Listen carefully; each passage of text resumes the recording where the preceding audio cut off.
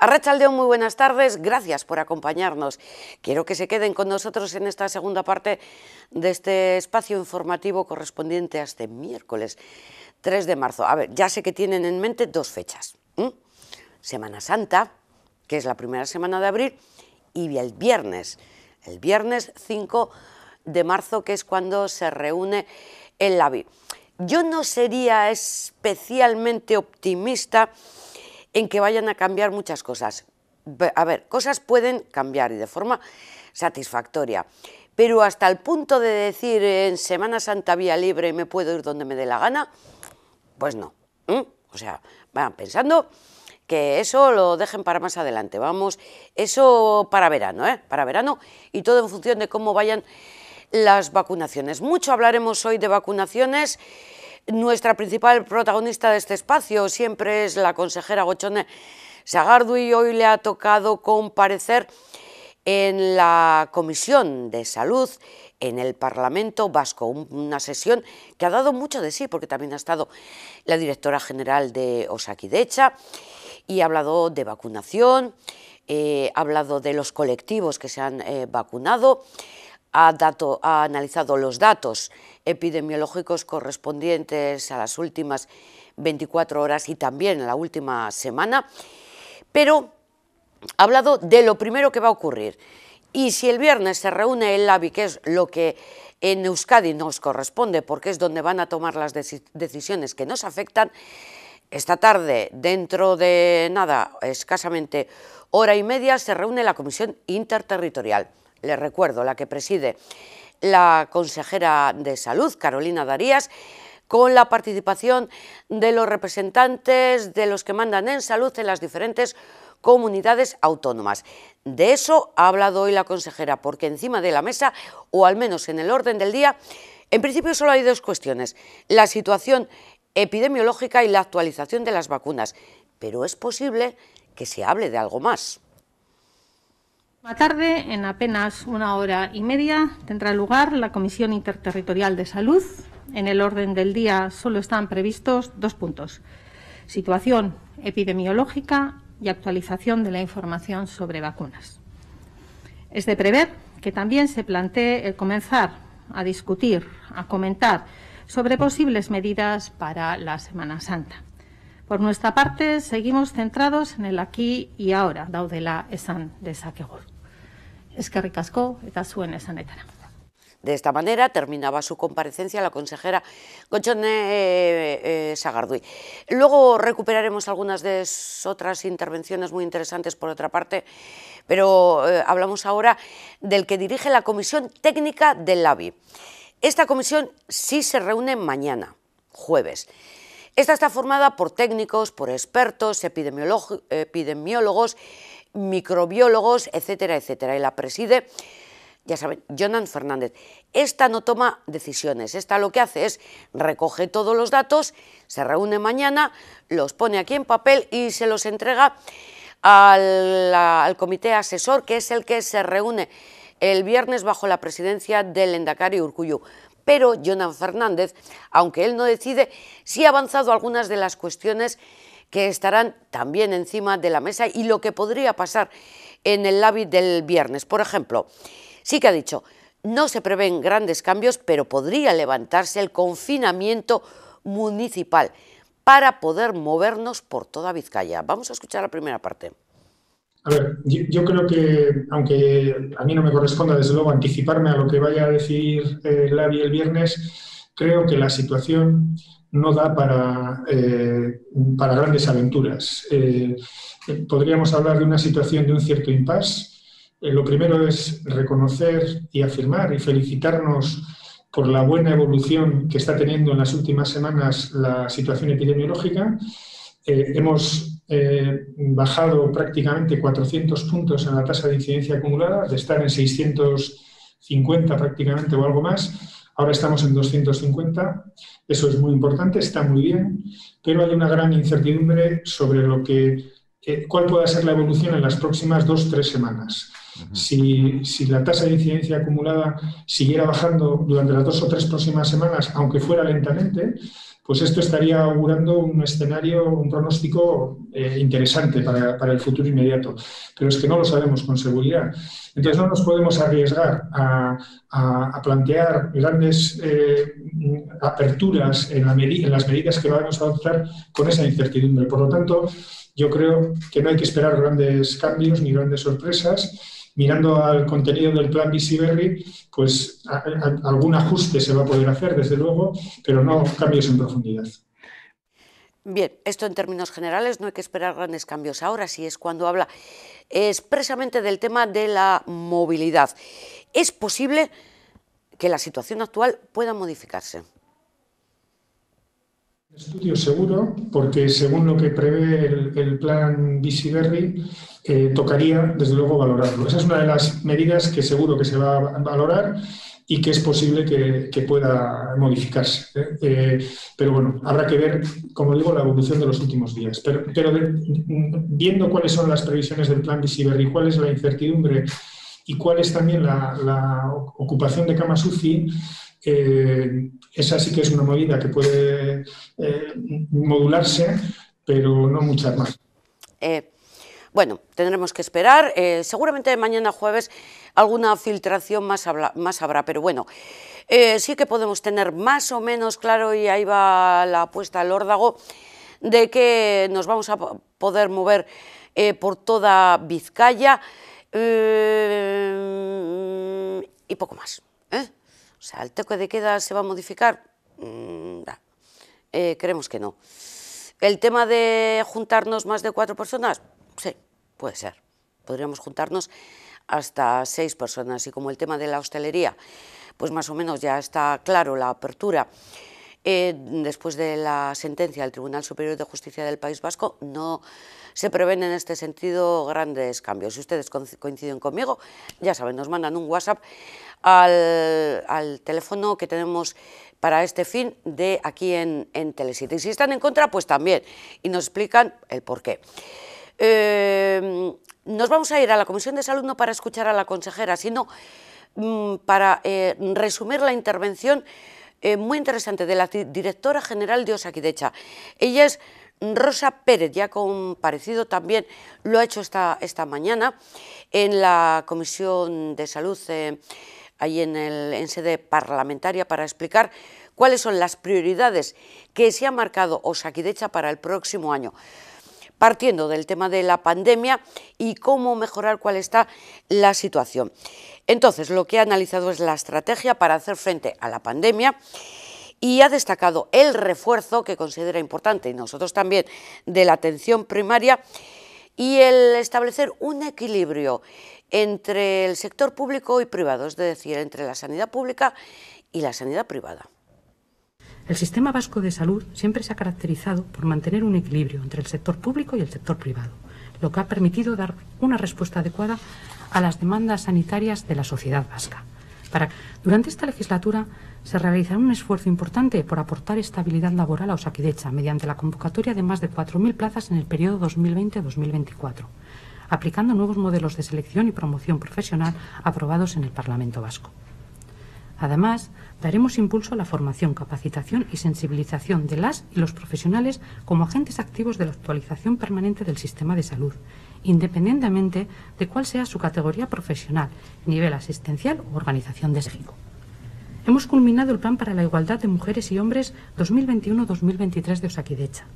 A las puertas del 8 de marzo, este plan, además de integrar el principio de igualdad y la perspectiva de género en las actuaciones dirigidas a la ciudadanía, pretende contribuir al impulso de la igualdad en el ámbito interno de Osakidetza.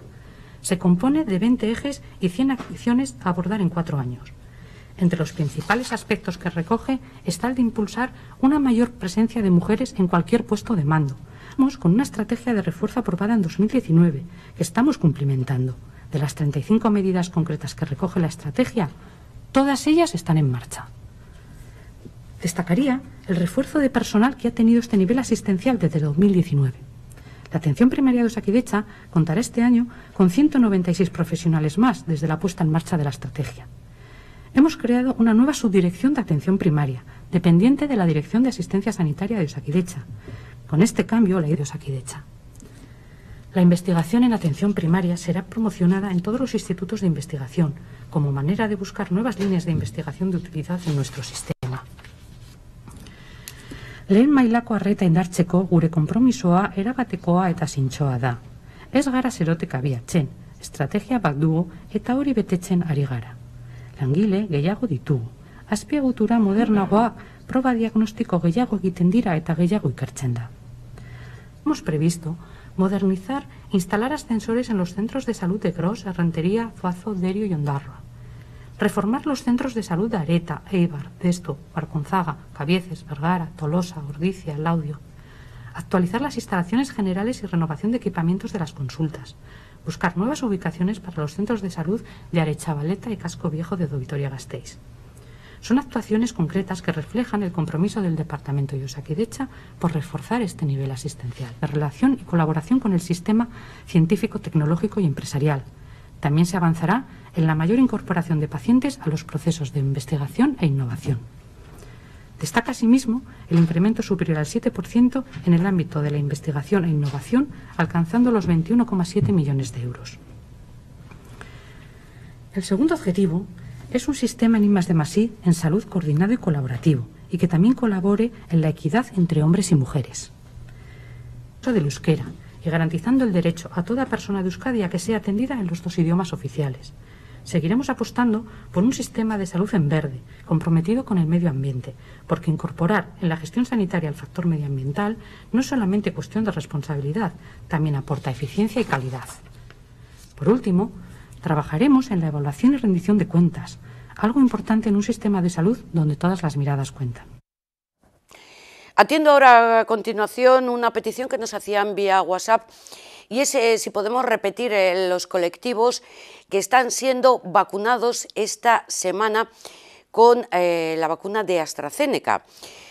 Atentos: personal de pisos tutelados y viviendas comunitarias de personas mayores, personal de centros de día, también de personas mayores, servicio de ayuda a domicilio, segundas líneas de la sanidad privada, consultas privadas, farmacéuticos, las policías municipales, agentes de la Policía Nacional, Guardia Civil, bomberos y personal de Departamento de Educación, en concreto infantil y educación especial de centros públicos, privados y concertados, pero que son los que trabajan con los chavales, con los niños menores, que son los que no usan mascarillas. Pero ahora nos planteamos una pregunta. ¿Las personas, las mujeres embarazadas, pueden vacunarse? Pues hemos pedido al ginecólogo y director médico de unidades de reproducción asistida de Quirón Salud del País Vasco y Navarra, esto es, a Koldo Carbonero, que nos ayude a responder a esta cuestión. Arratsaldeon, Koldo, muy buenas tardes. Arratsaldeon, buenas tardes. La pregunta que nos han formulado es muy clara. ¿Una mujer embarazada puede vacunarse? De momento, las sociedades científicas dicen que no. Básicamente dicen que no porque no hay estudios fase 3 en embarazadas sobre las vacunas actuales. Con lo cual, todos los ginecólogos, en principio, no estamos indicando la vacuna para las embarazadas. Eso es lo que sabemos hasta ahora. Lo que pasa es que cada vez hay más novedades respecto al COVID y las embarazadas, y esto puede cambiar. Básicamente puede cambiar por la siguiente forma. Las vacunas las de Pfizer, las de Moderna, son unas vacunas que no llevan virus del COVID. Son unas vacunas que llevan mRNA, o sea, RNA mensajero, que es lo que te hace es parte del antígeno del virus, crear inmunidad frente al virus. Entonces, cuando entra el virus en el organismo, tú tienes anticuerpos. En teoría, esas vacunas serían inocuas para las embarazadas, en teoría. Lo que pasa es que no hay estudios fase 3. Y la vacuna de AstraZeneca no, porque la vacuna de AstraZeneca es un vector virus, y entonces esa en principio no estaría indicada. a la edad de las embarazadas, en principio, claro, a las que están ahora sugiriendo vacunarse o no, va a ser AstraZeneca. Por eso no se les está poniendo. Pero puede cambiar, sobre todo las de RNA mensajero, la actitud de las sociedades médicas. ¿Por qué? Porque si no no metes virus dentro del organismo y son capaces de producir inmunidad, podrían hasta proteger al bebé. Hay un estudio reciente, ha salido reciente publicado de una revista internacional americana, que es el American Journal de Obstetricia y Ginecología, que es un estudio que te explica muy bien qué es lo que ocurre cuando entra el virus en una embarazada, el virus del COVID. Es un estudio que se hizo entre los meses de marzo y mayo del 2020, que era en plena pandemia en Estados Unidos, y en una maternidad de Nueva York cogieron 88 embarazadas con COVID y les estuvieron monitorizando el nivel de anticuerpos que tenían. Entonces, primero comprobaron que todas hicieron inmunidad frente al COVID. Es decir, que el sistema inmunitario de la embarazada funcionaba igual que si no estuvieras embarazada. Producían anticuerpos. Y luego hicieron un estudio de los recién nacidos. Y el 78% de los recién nacidos, de esas madres, llevaban anticuerpos frente al COVID al nacer. Y ninguno llevaba el virus. Entonces, ese estudio lo que demuestra es, primero, que los anticuerpos pasan por la placenta y entonces pueden inmunizar indirectamente al bebé. Y dos, que el sistema inmunitario de la embarazada funciona correctamente y produce anticuerpos. Entonces, si tú pones una vacuna de RNA mensajero y produce inmunidad en la embarazada, primero le protege a la embarazada y dos, si la embarazada produce anticuerpos, le pasaría al bebé. Entonces, por eso puede ser que dentro de poco se dé visto bueno a vacunar a las embarazadas con vacunas de RNA mensajero. Vale, entonces, si lo he entendido bien, de momento no se está vacunando. No. O se le pide a una mujer que está embarazada que espere, que no se vacune. Sí, de momento no se está indicando vacuna en las embarazadas, pero básicamente porque no hay estudios fase 3 de vacuna en embarazadas. No ha dado tiempo a hacerlos.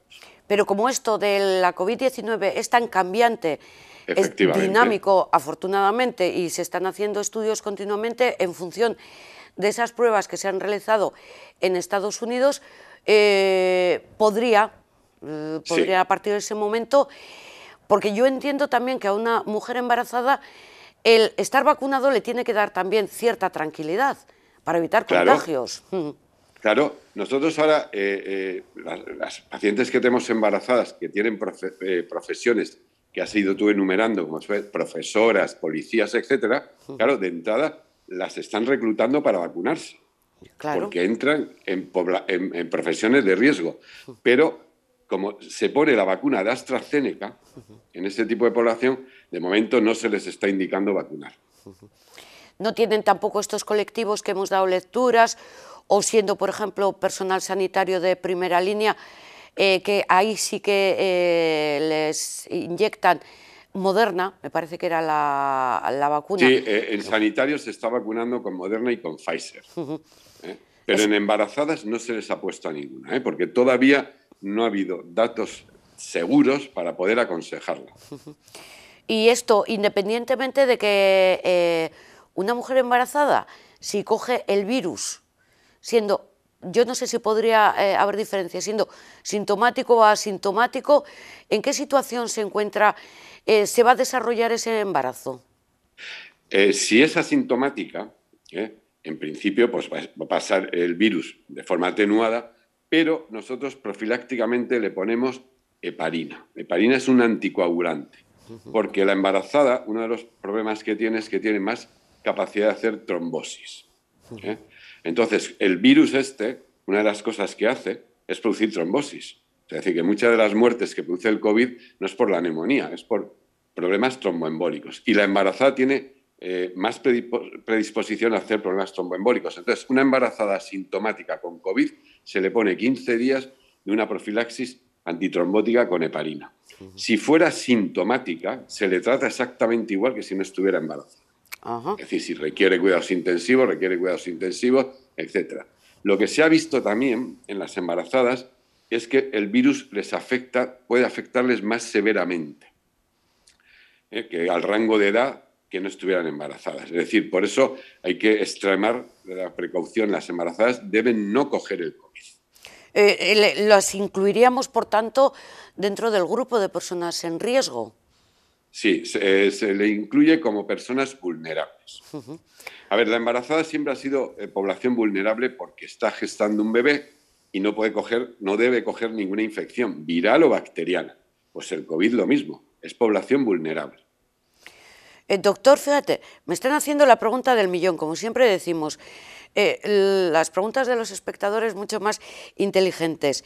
¿Me recomienda el doctor quedarme embarazada o debo esperar? No, debe quedarse embarazada. Sí. A ver, el problema es que el COVID está paralizando un montón de situaciones en nuestra vida y el embarazo es una de ellas. Claro, las edades de las mujeres hoy en día que acceden a la maternidad no son de 20 años. Es gente que tiene más de 30 años seguro, casi siempre. Y el tema de la edad en la mujer es básico para el embarazo. Con lo cual, si esperas a que se controle esto de forma definitiva, igual estás 2 años, 3 años esperando. No se ha propuesto en ni la OMS ni ninguna sociedad médica sistemas de anticoncepción a la población en la pandemia. Es decir, se ha aconsejado que si tiene proyecto familiar, que se quede embarazada. Simplemente que tiene que extremar las precauciones para no coger el COVID. Pero claro que le animo a que se embarace.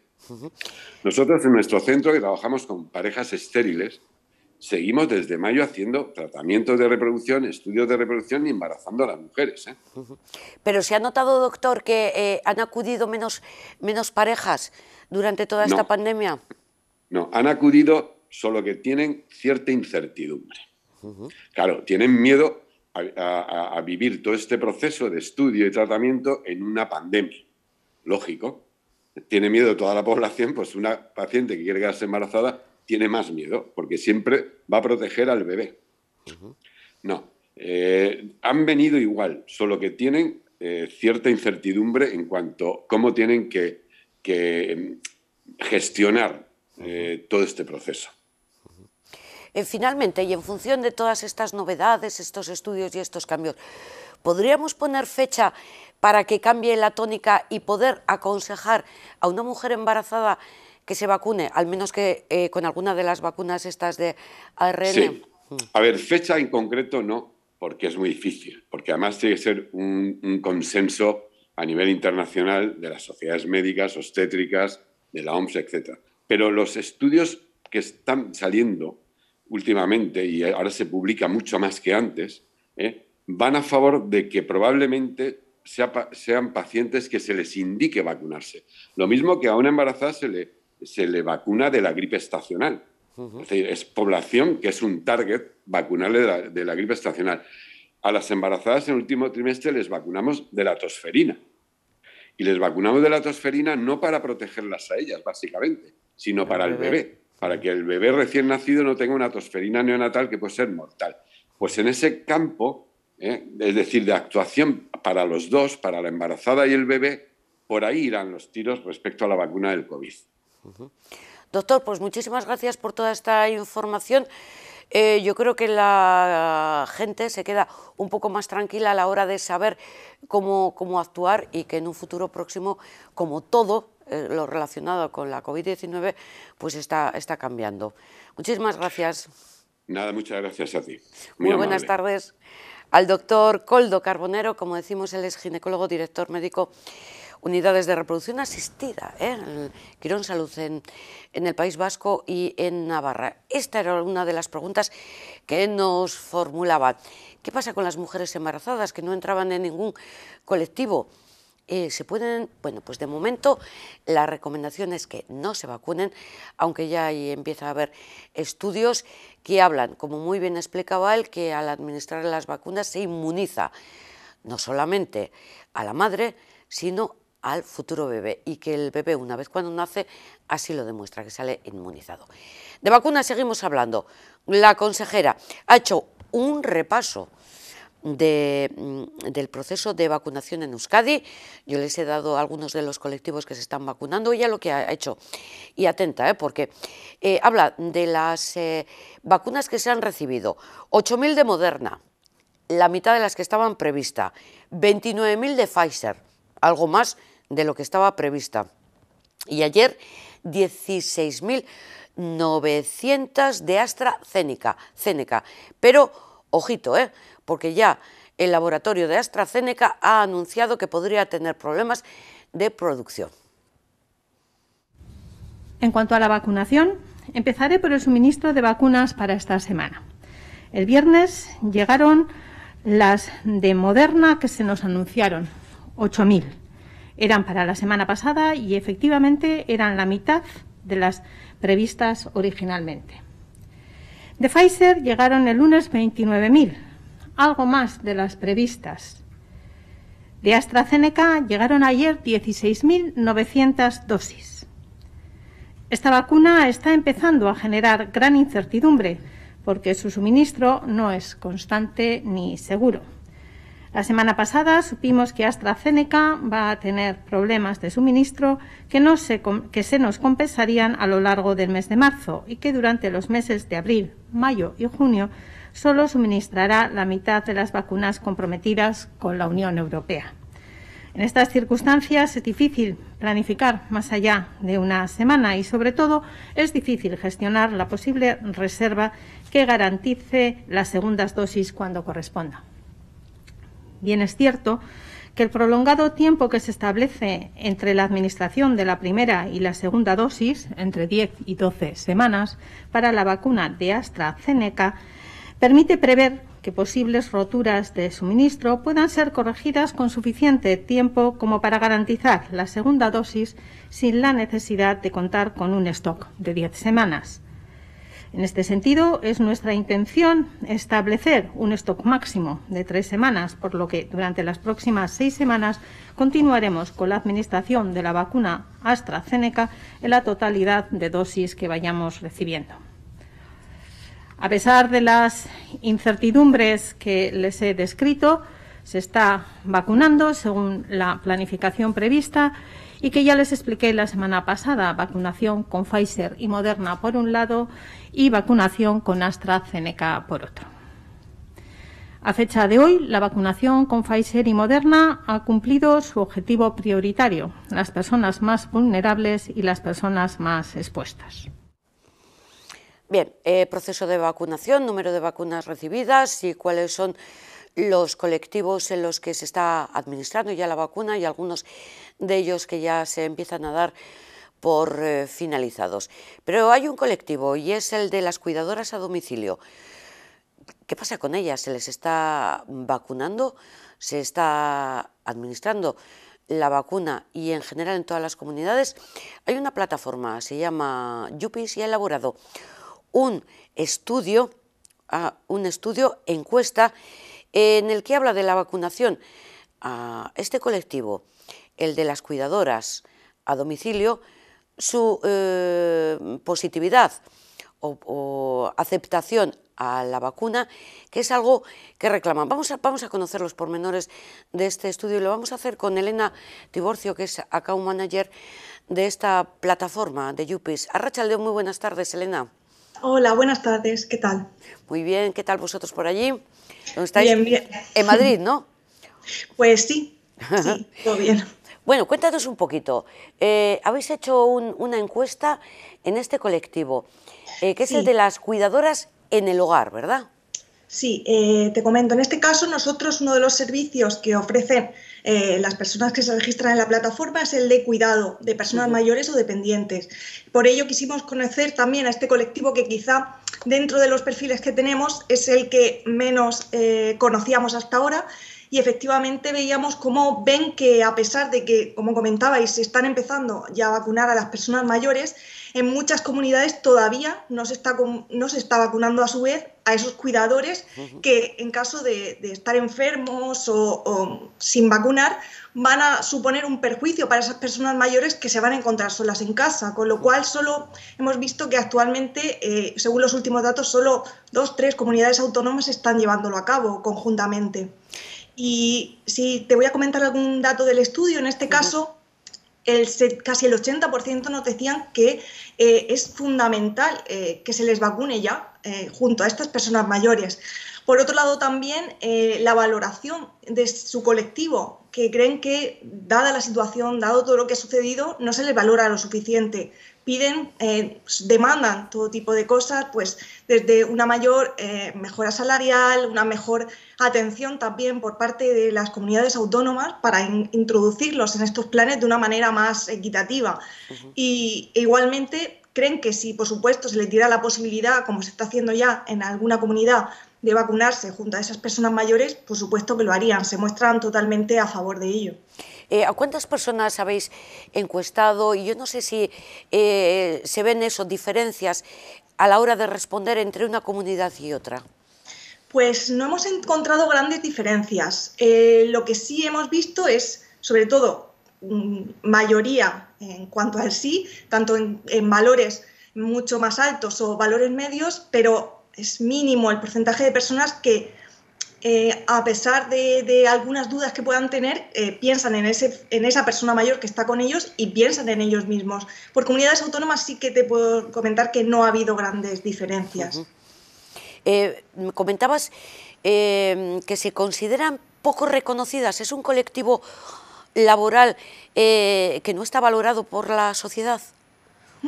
Ella, sobre todo, es un colectivo que es mayoritario de mujeres, excepto casos de personas con movilidad reducida que sí van a necesitar, quizá en algunos casos, un hombre por la fuerza que en algunas situaciones sí van a necesitar, pero su mayoría son mujeres de edad media que consideran que la sociedad no valora ese trabajo como si se ha valorado quizá de otros colectivos que, por supuesto, han estado en primera línea, pero ellas consideran que también, durante toda la pandemia y el tiempo que queda, por supuesto. Y sin embargo es una profesión en aumento. Sí, hemos detectado también, en el último año también hemos estado recopilando datos y tenemos ya más de un 20% de nuevas cuidadoras y personal de atención domiciliaria que se registra en la plataforma, que quiere trabajar con estas personas mayores, e igualmente también empleadores que buscan estos perfiles. También, además, es que los datos del INE nos lo muestran, toda la cantidad de gente mayor y ese perfil más envejecido de población que va a ir aumentando y definitivamente va a ser necesario ese tipo de perfiles profesionales. Con lo cual, si me permites una reflexión, permite el trabajo al sector femenino, que es el que peor lo está pasando, además por la pérdida laboral. Muchas personas mayores que a lo mejor en otras circunstancias hubieran podido ir a una residencia por el miedo que se ha generado, se quedan en el hogar, pero claro, necesitan a alguien que les atienda, que es donde estamos. Yo creo que bueno, es algo que todos vamos a coincidir, ¿no?, con esto. Además es que, por lo que comentabas, también en muchos casos diferentes asociaciones han hecho estudios recientes que muestran que además en ocasiones necesitan más de una persona. Por ejemplo, lo vemos con nuestros padres, nuestros abuelos, necesitan a lo mejor personas que se turnen, con lo cual ya eso hace que se incremente esa dificultad si te puede fallar esa persona que está a cargo de tu familiar mayor o dependiente. ¿Cómo lo sustituyes? ¿Qué haces? Según tu situación también, laboral, personal. Es muy complejo, por ello la verdad que la vacunación de este colectivo es prioritaria.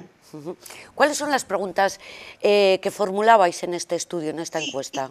Quisimos hacer un estudio muy sencillo porque nos interesaba conocer de una manera muy directa lo que pensaban. Les preguntamos sobre si se vacunarían en caso de darles esta posibilidad, si creían que era prioritario en el caso de su colectivo hacerlo, y también les preguntamos por su profesión, si se valoraba lo suficiente, cómo veían ellos la situación actual respecto a su profesión y el futuro.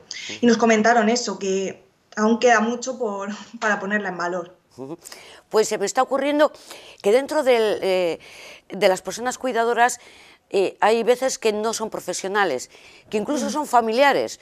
O sea, una hija porque te lo permite la ley, lo permiten las instituciones, que sean los familiares los que cuiden de los mayores y reciben una compensación económica. Entonces, en este colectivo también hay invisibilidad a la hora de vacunarlos, ¿no?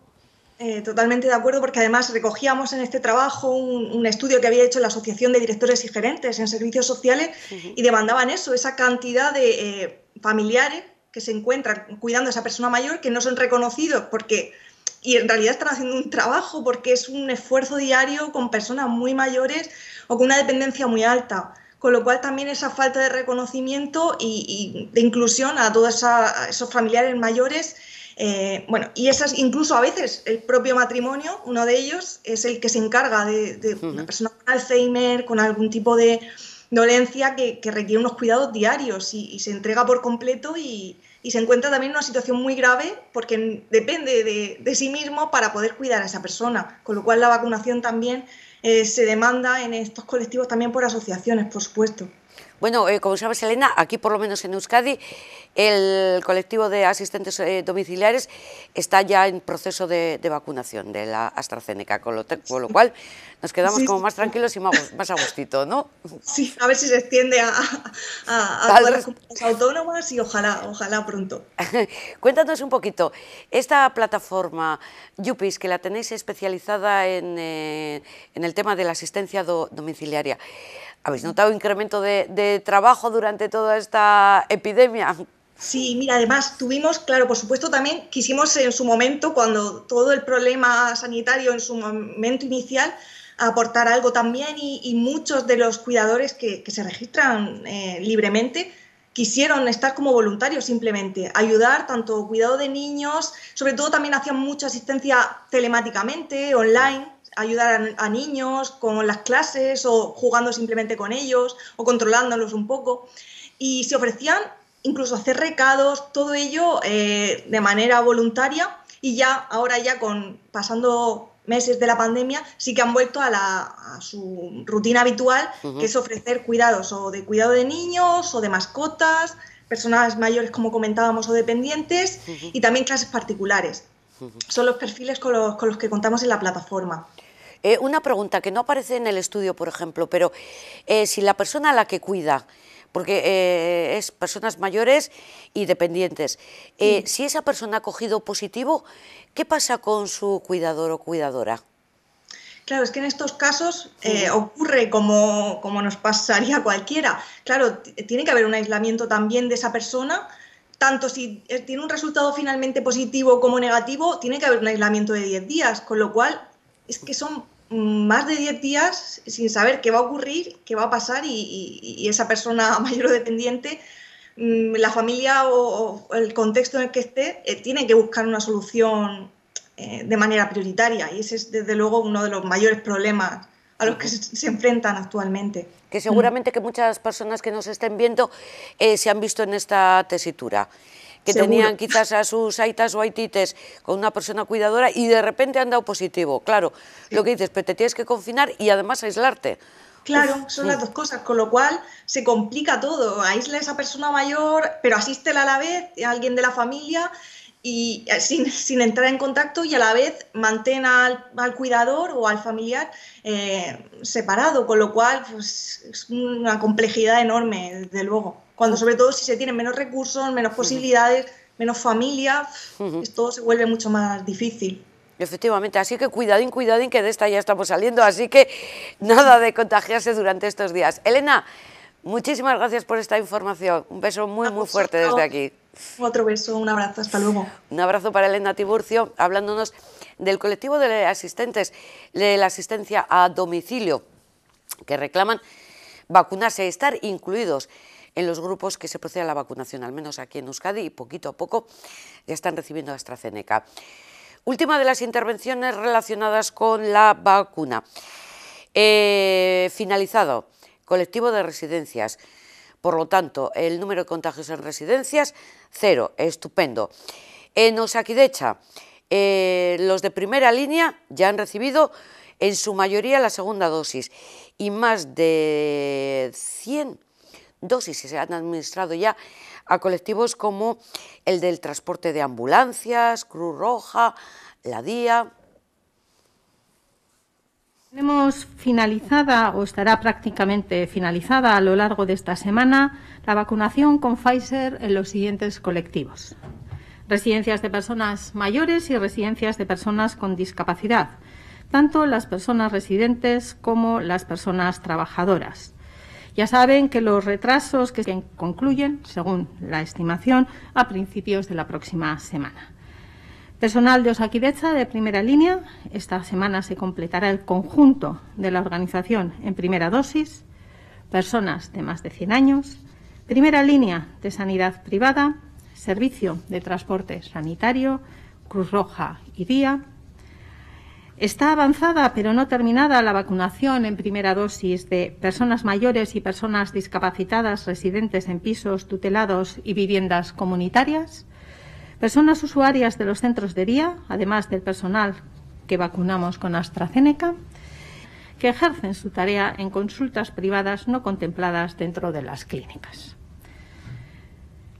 La vacunación con AstraZeneca se está desarrollando en todos los colectivos previstos por la estrategia de vacunación de la Comisión de Salud Pública, que son los siguientes: Ertzaintza, personal de pisos tutelados y viviendas comunitarias de personas mayores, personal de centros de día de personas mayores, personal de inspectores e inspectoras de salud.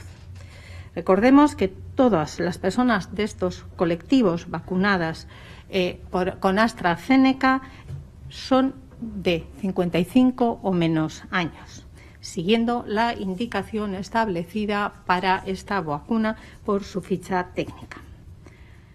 Tal y como les dije, la administración de la vacuna es muy laboriosa por la naturaleza. Antes de concluir, me gustaría aclarar que no hemos cambiado de estrategia, ni estamos vacunando menos, ni hemos retrasado la vacunación en domicilio. La semana pasada ya administramos dosis en los domicilios de personas mayores de 100 años y vamos a iniciar un proceso de vacunación masiva. Ya dijimos que de AstraZeneca, dado su largo periodo que entra entre las dos administraciones, no íbamos a hacer un estocaje equivalente a la mitad de las vacunas que se vacunando al ritmo en el que llegan las vacunas. Por otra parte, que hayamos decidido utilizar Iyumbe como centro de vacunación para facilitar la accesibilidad, la movilidad y la seguridad de las personas no significa que hayamos entrado en un proceso de vacunación masiva. Significa que se administran muchas vacunas cada día y es necesario elegir el lugar más adecuado en cada caso. Como ya les dijimos, iríamos adaptando los... Bueno, como ya les hemos explicado en días anteriores, Iyumbe es el que llaman el vacunómetro. Allí en Donosti, con unas vacunaciones masivas que de momento no va a haber ni en Vizcaya ni en Álava.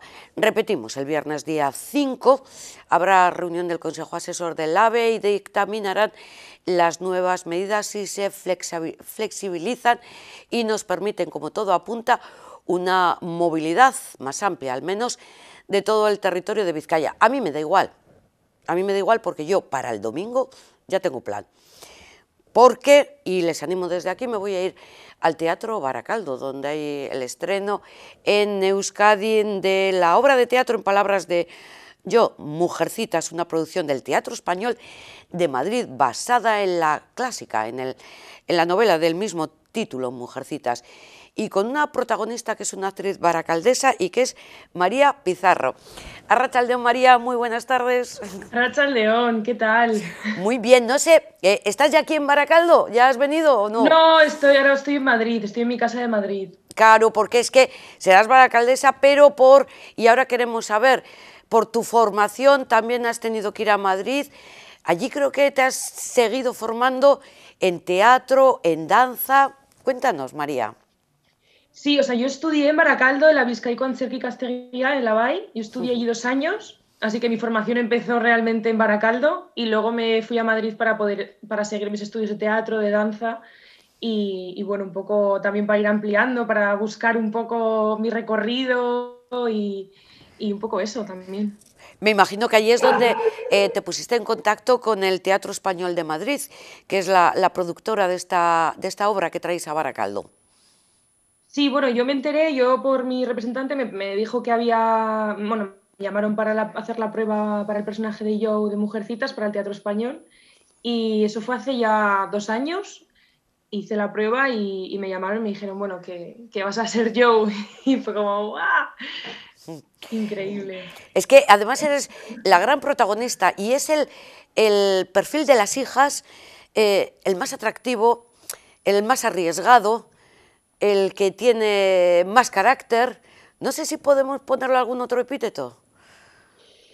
Sí, o sea, lo has descrito perfectamente, es el más subversivo, pero tengo que decir que esta propuesta que traemos al Teatro Español es una propuesta muy coral en el que podréis ver bueno, por mi nombre puede parecer que soy la protagonista, pero es muy coral y no soy tanto la protagonista de la obra. Creo que es una obra que el protagonismo recae sobre todos los personajes femeninos, que eso sí que lo quiero recalcar. Y sí, lo has descrito súper bien, es un personaje que es muy subversivo, a veces en ocasiones resulta muy borde, no es siempre muy agradable, está siempre intentando romper con lo establecido, porque siente también que no encaja en la sociedad en la que le ha tocado vivir a Joe, pero lo has escrito estupendamente.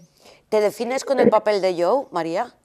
Totalmente, totalmente. Además, cada vez que hago la obra, cuanto más lo hago, cuanto más hago el personaje, cada vez la noto cada vez mucho más cerca. O sea, siento que tengo muchas cosas en común. Ya cuando me leí la novela en su momento, empaticé mucho con Joe, por esta cosa que yo también tengo, ¿no? De ser muy, muy revolucionaria y muy de quejarme, muy de luchar por lo injusto, no sé qué, pero también por esta búsqueda de la independencia que siempre he tenido y de no depender todo el rato de los demás, sino buscarme a mí misma y tal. Y yo creo que ahí sí que por ahí me encuentro muchas cosas en común. También el enfado, la capacidad de enfado que tiene Joe.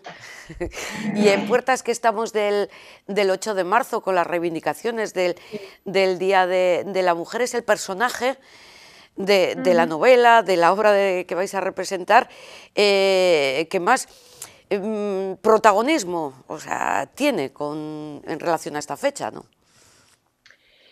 Hombre, yo creo que todas las mujercitas, es decir, cuando Luisa May Alcott escribió esta novela, yo creo que ella se colocó mucho en el papel de Joe, pero creo que todas las mujeres que aparecen, es decir, tanto la madre como las hermanas, también creo que, aunque, o sea, Joe es el más subversivo, el más combativo, creo que todas tienen un punto muy, no sé cómo explicarlo, pero creo que todas pueden formar parte de un 8M y creo que todas, si ahora mismo estuviesen viviesen en nuestro tiempo, fuesen mis coetáneas, creo que todas serían feministas y irían al 8M, yo creo que sí. Pero sí que es verdad que mi personaje es bastante más, es muy combativo y es verdad que el tema del feminismo en mi personaje es bastante leitmotiv, o sea, es un tema que aparece mucho, ¿no? Esta cosa de quiero, en el siglo XIX en el que las mujeres no tenían una independencia económica, Joe se plantea, al igual que Louisa May Alcott, que en su época, esta mujer, Louisa May Alcott, consiguió escribir libros y vivir de su escritura. Y todo eso que ganaba de su escritura también se lo mandaba a su familia. O sea, es decir, su familia comía gracias a la escritura de ella. Estamos hablando de un contexto del siglo XIX. Pero Joe, que es un personaje que es Louisa May Alcott, claramente, también, ¿no? Esta cosa de, no, yo quiero tener mis propios ingresos, no necesito casarme para tener una riqueza o tener un dinero propio, ¿no? Es mío, quiero que sea algo mío. Entonces, totalmente. ¿Con qué nos vamos a encontrar el domingo en el Teatro Baracaldo? ¿Solo con diálogos, con baile, con comedia, Pues, con drama? es que es un poco difícil de explicar, porque es una obra que hay mucha comedia. En el texto Lola Blasco, que es la dramaturga, mete muchísima comedia, pero también dentro de esa comedia también se esconde muchos contextos dramáticos donde se plantean también situaciones un poco complicadas también para esta familia, para estas mujeres, las mujeres March. Hay un poco de todo. Vais a encontrar muchísima comedia, eso seguro. Pero también hay situaciones complicadas que se van a tener que enfrentar estas chicas. Se va a ver también un poco el proceso de crecimiento, desde que son más niñas hasta que son más adultas y consiguen o no sus propios objetivos. Y luego sí, hay momentos de danza, mucho movimiento, hay mucho texto, es una obra de teatro textual, pero sí que va a haber momentos de mucho movimiento. De hecho, hay mucha, por llamarlo de alguna manera, hay coreografía, de alguna manera, no coreografía de una manera normativamente hablando, pero sí hay mucho movimiento. Nos movemos un montón, las faldas se mueven por todos los lados. Estamos viendo, mientras te vemos a ti también, Sí, lo estoy viendo yo también. lo estás viendo, ¿verdad, María? ¿Es la Sí. primera vez que vienes al Teatro Baracaldo? Con una obra, o sea, yo estuve, claro, yo soy de aquí, yo he bailado, yo he ido a clases de ballet aquí, entonces, o sea, bueno, aquí en Baracaldo, entonces en el Teatro Baracaldo he actuado varias veces, pero con una obra de teatro como tal no es la primera vez. Y pregunta típica y habitual, ¿dónde te encuentras mejor? ¿En el teatro, haciendo danza, en televisión? Porque también has estado haciendo alguna serie, de hecho tengo apuntado Centro Médico, ¿verdad? Hice un episodio de Centro Médico hace ya, pues no sé, igual unos años. Hace mucho que no hago, o sea, audiovisual es lo que menos hago. Me gustaría hacer más porque me encanta, me lo paso muy bien, me parece un medio increíble, tanto tele como cine. Últimamente lo que más trabajo es teatro y danza. Pues no te puedo decir lo que decido, o sea, lo que elijo, porque cada cosa tiene sus cosas que atraen, o sea, como que cada uno tiene sus propios atractivos. Entonces no me quedo con nada. También sí que es verdad que hay producciones que igual son más de una manera, más de otra, pero no me quedo con nada. María, por necesidades del guión, ¿te has tenido que cortar el pelo? Porque la obra de Mujercita se habla de que yo se cortaba el pelo, etcétera, etcétera. Sí, me lo he tenido que cortar. Al principio, cuando empezamos la obra, se valoró la opción, ¿no?, de llevar una peluca de pelo corto, pero me acuerdo cuando una vez en un ensayo pues de que ya llevábamos en el Teatro Español de maquillaje, peluquería y tal, acabamos el ensayo con todo y Pepa Gamboa, que es la directora, la mujer que ha dirigido este proyecto, me coge y me dice: María, te vamos a cortar el pelo. Y yo ya estaba muy proyectada en que me van a cortar el pelo, yo súper aceptación total. Entonces nada, Chema, que es el peluquero del Español, que es un profesional maravilloso, me lo cortó, me lo dejó, que yo le dije: mira, yo creo que me voy a quedar con el pelo corto un montón de años, que estoy muy contenta. Pues será de los pocos hombres que hay en esta obra, porque todo el reparto sois actrices. ¿Qué tal se trabaja todo con mujeres y además cada una de una comunidad autónoma diferente prácticamente? Pues nosotros decimos que es como un chiste, porque hay una andaluza, una catalana, una valenciana, o sea, somos andaluza, hay dos andaluzas en el elenco, una vasca. Venimos de un montón de sitios. Pues la verdad yo he estado feliz, porque es un elenco que para mí es una grandísima suerte tener a estas compañeras o sea, estas actrices de compañeras. Todas son maravillosas, ha habido desde el primer momento mucho feeling entre nosotras y yo creo que eso también se ve, porque yo me lo paso pipa con ellas en escena, me lo paso súper bien. Y además, de parte de todas me han dicho, o sea, os lo transmito, que tienen muchas ganas de actuar en el Español, que están ahí como con nervios de... O sea, perdón, en el Español, no, perdón, en el Teatro Baracaldo. Sí, que están todas con muchas ganas y me han dicho: por favor, dilo, que estamos con muchas ganas de ir al Teatro Baracaldo. Tenemos muchas ganas de ver la obra, pero sí quería preguntarte, ¿cómo has vivido toda esta pandemia, todo este COVID-19 y además en una profesión tan sacrificada como es la que tú tienes? Pues no te voy a mentir, fatal. O sea, es verdad que también a mí me pilló en un momento porque esta obra, Mujercitas, se iba a hacer en el Teatro Español en abril del año pasado. O sea, hace un año que empezamos a ensayar. Exactamente hace un año que empezamos a ensayar, o más o menos. Y con esta cosa de la pandemia, de repente se cortó todo, se paró todo, nos quedamos un poco, por así decirlo, en bragas, ¿no? De qué va a pasar. En ese momento no se sabía cuánto iba a durar. Entonces, pues bueno, un poco el confinamiento ha sido durillo, ¿eh? O sea, al principio, sobre todo, lo pasé bastante mal, pero porque tampoco sabíamos si qué iba a pasar a nivel con la cultura, porque la cultura con todo esto de la pandemia se ha quedado bastante dañada. Y no sabíamos nada. Luego es verdad que van pasando los meses y ya te ponen una fecha, ya te dicen: mira, pues vas a estrenar en el Español tal fecha, pero hasta que no nos lo dijeron, nosotras no sabíamos nada, si se iba a hacer, si no se iba a hacer. Y luego a nivel personal también, ¿no? Porque estás aquí, yo estaba aquí, estaba lejos de mi familia, toda mi familia estaba ahí en Baracaldo, bueno, que sí, que al final yo creo que ha sido una época que creo que en general ha sido durilla para todo el mundo. Sí, ha sido o para un gran número de personas. Efectivamente ha sido dura, pero lo que comentabas, todos los que vivís del sector cultural, pues eso, fue de lo primero que se cortó, confinamiento y demás lo habéis vivido en primera línea. Te pediría para despedirnos, María, que hicieras un llamamiento a todos los baracaldeses y el resto del mundo que nos esté viendo para que acudan el domingo al Teatro Baracaldo. Pues, a ver, ¿cómo lo digo? Pues os animo a todos y a todas, los que estéis viendo esto y los que no, animo a que cojáis y os vistáis, bajéis a la calle y os plantéis en la puerta del Teatro Baracaldo a ver el domingo a las 7:30 Mujercitas, en palabras de Joe, que es una obra fantástica, 2 horas fascinantes, llenas de comedia, también de drama, y que os lo vais a pasar en grande. Yo animo, vamos, plenamente, y que, sobre todo, que la cultura es segura, que son espacios seguros, son los espacios donde menos contagios se está viendo, así que os animo, que es un sitio seguro para disfrutar.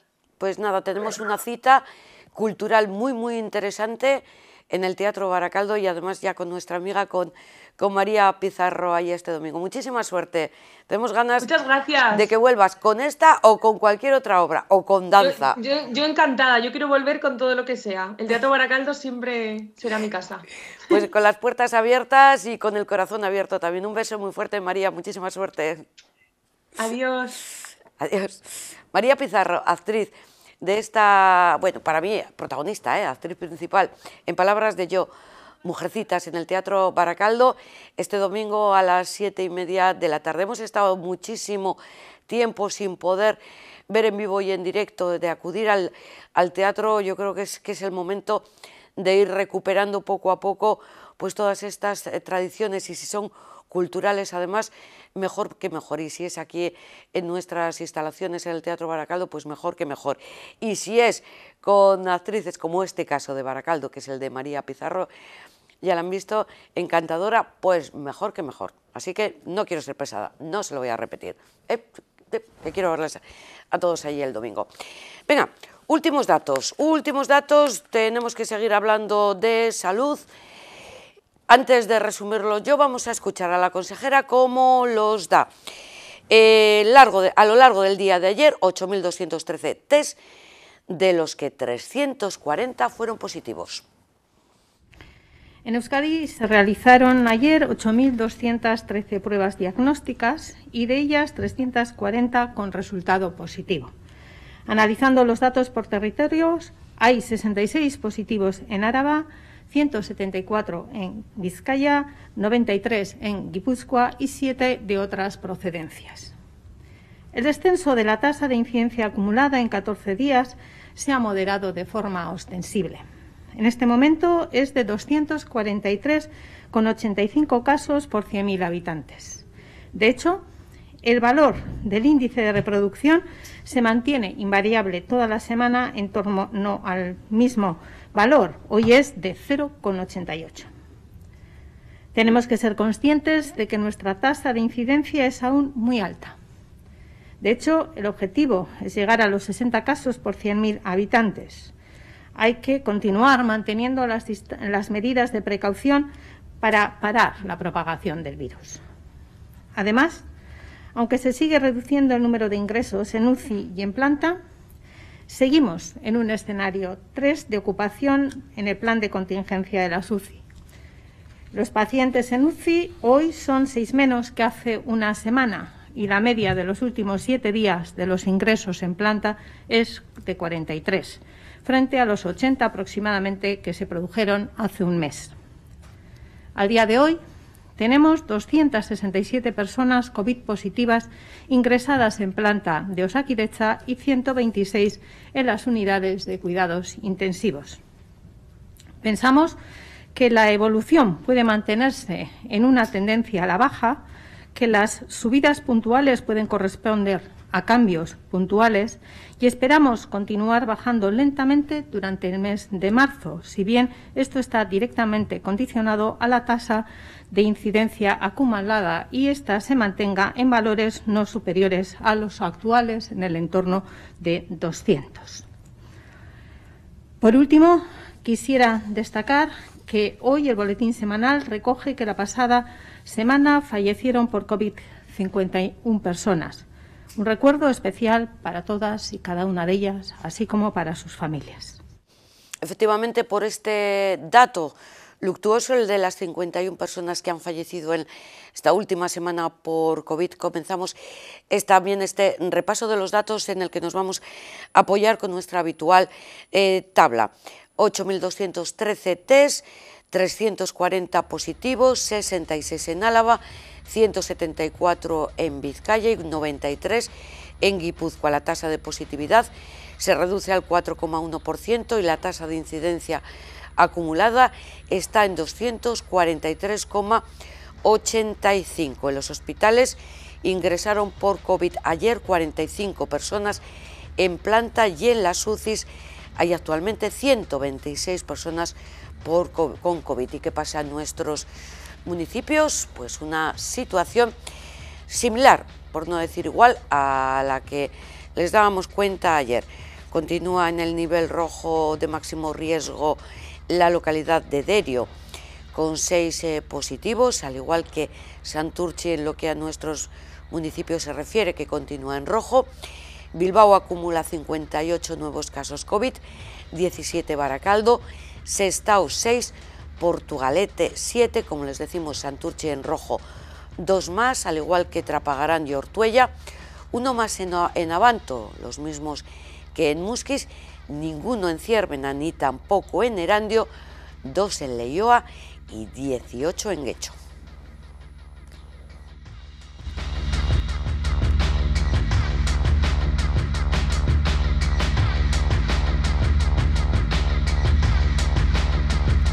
Las aulas en los colegios vascos hay 86 aulas clausuradas. Como tal, ningún colegio en su totalidad está cerrado, pero sí estas 86 aulas que suponen el 0,49% del total. 86 aulas de 50 centros educativos. Nos preguntaban, y se lo avanzábamos ayer, cuál es la situación en la comunidad limítrofe de Cantabria. Han entrado hoy en vigor las medidas que ayer les anunciábamos y que se refieren en su mayor parte al tema de la hostelería, porque ya se puede entrar y consumir dentro de los establecimientos hosteleros desde esta mañana, eso sí, con un aforo del 50%, pueden ser hasta 6 el número de personas que estén en las mesas, con una distancia de separación, bueno, estas cosas ya lo sabemos, que es de 2 metros, la separación habitual. El cierre de cafeterías, de restaurantes, de bares, etcétera, es a las 9:30 de la noche, aunque clientes ya no pueden admitirse a partir de las 9 de la noche. Como les decimos, bueno, hay otras medidas que afectan al tema de instalaciones y a los centros deportivos y también a los lugares de culto. Ustedes nos preguntaban y nosotros, muy obedientes, pues ya les damos cuenta de estas modificaciones que, por cierto, no afectan ni al toque de queda ni al tema de la movilidad. Vamos, que, a ver, que no se puede ir a Cantabria, que no me hagan lo del fin de semana pasado, que ya saben lo que ocurrió el domingo a la tarde-noche, todo ese caravanón y la cantidad de multas que se pusieron en el límite entre Cantabria y Euskadi, más o menos por la zona del Haya, pues allí pillaron a mucha gente, multas de 600 euros, ¿eh? No me vayan el fin de semana, que todavía no se puede. Y por lo que estamos hablando todo el rato, pues la reunión del viernes en ningún momento tiene pensado abrir la movilidad a las comunidades limítrofes. Además, ya saben que en la reunión que ahora ya comenzará, la de la Comisión Interterritorial, las comunidades autónomas ninguna se pone de acuerdo. Madrid quiere que haya apertura y que se pueda viajar de una comunidad a otra. Y el resto de comunidades autónomas, salvo Canarias también, por ejemplo, dicen que no, que vamos a ser prudentes y vamos a aguantar un tiempo más antes de favorecer una nueva ola. Eso sí, nos acaban de enviar las peleas, no sé exactamente si correspondían al fin de semana pasado, peleas de jóvenes que se están sucediendo allí en Castro, y parece, algunos dicen que son cuadrillas de vizcaínos que quedan con los de Castro para pegarse, y otros dicen que son cuadrillas de Castro que quedan para pegarse. Bueno, este es el documento visual. Esta guía permitirá a las personas con movilidad reducida disfrutar de 20 propuestas turísticas accesibles en Vizcaya. Todos estos espacios han sido testados por FECOR.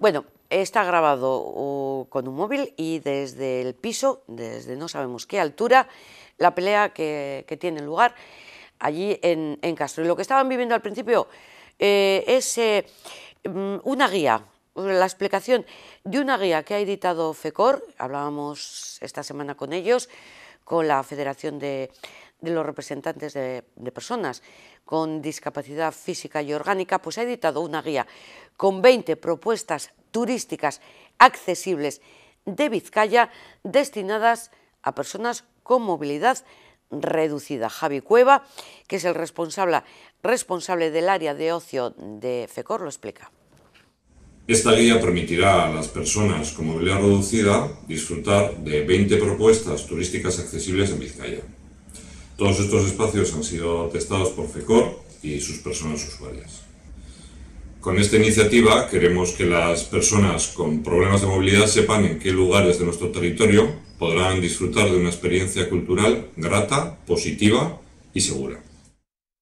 En comunicación gráfica lo hacemos todo con mucho arte. Somos Copygraph. Copygraph, expertos en impresión, cartelería digital en todos los formatos, flyers, catálogos, libros, lonas, vinilos, lienzos. Expertos en diseño, papelería comercial, catálogos, murales, carteles. Expertos en rotulación, vehículos, escaparates, stands, señalización. Expertos en accesorios para la comunicación, rollers, plegables, stand móviles. Copygraph en Avenida Libertad 29, teléfono 94 438 1000.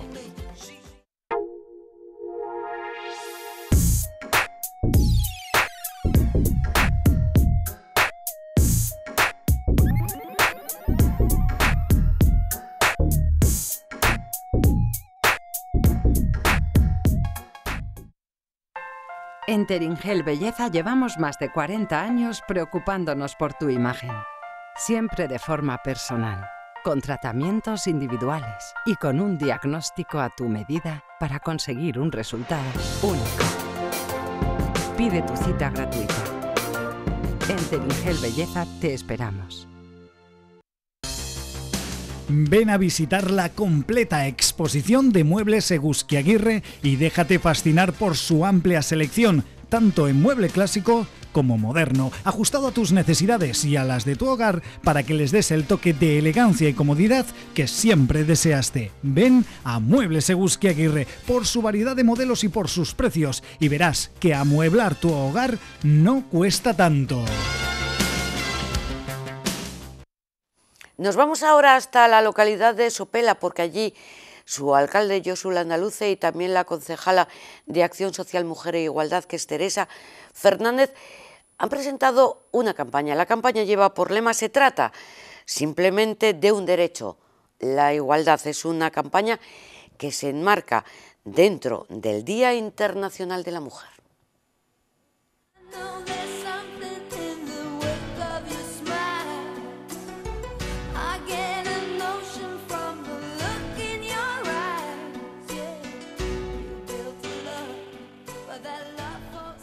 Yo, como alcalde de Sopela, quiero daros la bienvenida y agradeceros vuestra presencia en nuestro municipio para la presentación de la campaña que hemos realizado con motivo de la conmemoración del 8 de marzo, Día Internacional de las Mujeres.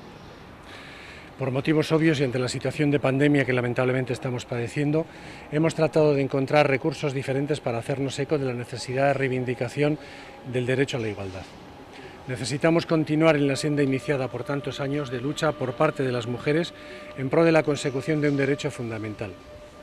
En este sentido, y a consecuencia de las circunstancias, decidimos utilizar los andenes de nuestras 2 paradas de metro como punto de encuentro, eje vertebrador y de cohesión de nuestro municipio con el área metropolitana de Bilbao, como espacio expositivo para lanzar nuestro mensaje de implicación en el Día Internacional de las Mujeres.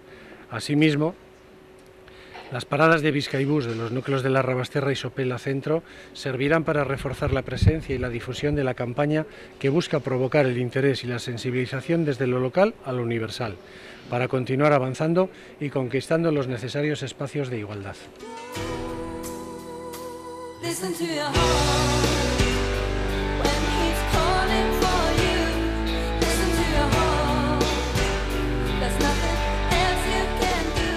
Soy Teresa Fernández, concejala de Acción Social, Mujer e Igualdad del Ayuntamiento de Sopela, y estamos orgullosos de celebrar, de conmemorar este 8M, 8 de marzo, Día de la Mujer, teniendo en cuenta que ya que este año no podemos llenar nuestras calles, como en otras ocasiones, con manifestaciones de mujeres y olas moradas, este año nos hemos visto obligados a hacer otro tipo de campaña, y en esta ocasión hemos hecho una campaña visual que ha contado con la implicación de las mujeres de Sopela. Mujeres de todas condiciones, mujeres de todas las edades, que han sido valientes y han prestado su imagen para reivindicar lo que consideramos un derecho, la igualdad.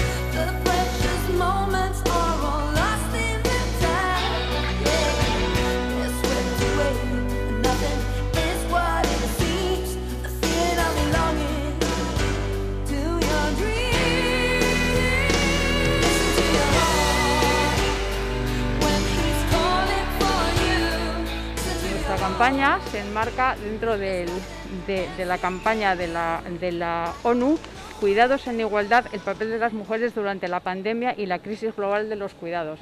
Hemos querido poner en relieve también que si generalmente los cuidados recaen fundamentalmente en las mujeres, con motivo de la pandemia la carga todavía se ha visto incrementada. Son ellas las que se han hecho responsables de los cuidados de dependientes, enfermos y menores, y además sobre ellas recae, como siempre, el empleo más precario, y muchas veces se han visto privadas de recursos, dado que sus trabajos se enmarcaban en la economía sumergida y no han podido desempeñar su labor ni acogerse a ERTEs ni a subvenciones. Pongamos el ojo en esa desigualdad que es sangrante en las puertas del siglo XXI. En esta ocasión, como veis, una muestra en los andenes de fotografías de las mujeres valientes de Sopela que han querido prestar su imagen para reivindicar los derechos.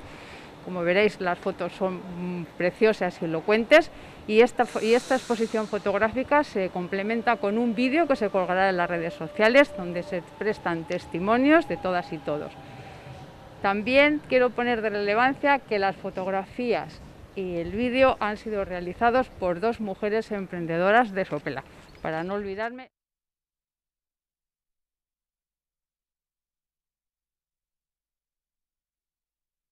Yo he oído conduciendo, mejor que estás fregando los cacharros. Eso es un disparate.